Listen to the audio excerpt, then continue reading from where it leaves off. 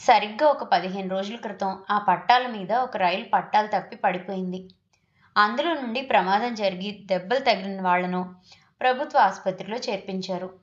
ఎక్కువ మందికి చిన్న చిన్న గాయాలయ్యాయి. ఎవరికీ ప్రాణ నష్టం జరగలేదు. కానీ 10 మందికి మాత్రం తీవ్రంగా గాయాలయ్యాయి. అందులో 9 మంది సమాచారం వాళ్ళకు చేరింది. కానీ ఒకే ఒక్క యువకుడి తాలూకు అడ్రస్ మాత్రం తెలియలేదు. అతని దగ్గర బ్యాగ్ కానీ ఫోన్ కానీ అతని ఉనికిని తెలిపే ఏ వస్తువు అతని దగ్గర లేవు. తలకు బలమైన దెబ్బలు తగిలాయి. నిన్నటి వరకు పూర్తి స్పృహలో కూడా లేడు.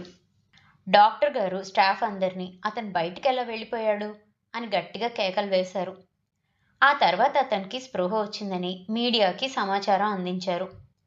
కాంపౌండర్కి చెప్పి అతని బట్టలు పూర్తి కథ మార్పించి, కోసం గాయాలు తుడిచి, కింద కనిపిస్తున్న కట్లు ప్లే మార్చి బటన్ని క్లిక్ మందులు చేసి ఫుల్ వీడియోలోకి వెళ్ళండి. కథ విని నచ్చితే లైక్ చేయండి, మీ ఫ్రెండ్స్ అండ్ ఫ్యామిలీకి షేర్ చేయండి, మీ అభిప్రాయాల్ని కామెంట్ చేయండి. ఇలాంటి మరెన్నో మంచి మంచి కథలను ఆడియోలో వినాలనుకుంటే మా ఛానల్ని సబ్స్క్రైబ్ చేసి పక్కనున్న బెల్ ఐకాన్ని క్లిక్ చేశారనుకోండి, నేను ఇలా వీడియో పెట్టగానే అలా మీకు నోటిఫికేషన్ వస్తుంది.